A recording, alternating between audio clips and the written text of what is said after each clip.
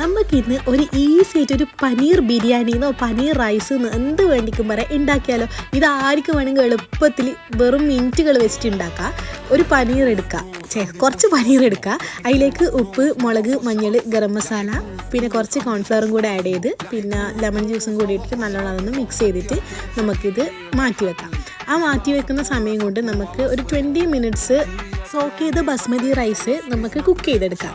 കുറച്ച് വെള്ളം എടുക്കുക, അതിലേക്ക് ഉപ്പ് ആഡ് ചെയ്ത് കൊടുക്കുക, ഈ കാണുന്ന സ്പൈസസും കൂടെ ഇട്ടിട്ട് നമുക്ക് റൈസും കൂടെ ആഡ് ചെയ്യുക. ഇനി ഇച്ചിരി ഗീയും കൂടി ഇട്ട് കഴിഞ്ഞാൽ റൈസ് അവിടെ സെറ്റായി വരും. ആ റൈസ് സെറ്റായി വരുന്ന സമയം കൊണ്ട് നമുക്ക് പനീർ പൊരിച്ചെടുക്കാം. ജസ്റ്റ് ഒന്ന് ഗോൾഡൻ ആകുന്ന വരെ ഒന്ന് അങ്ങോട്ടും ഇങ്ങോട്ടും ഇട്ടാൽ മതി, ഇല്ലെങ്കിൽ അങ്ങ് ചൂയായിപ്പോൾ.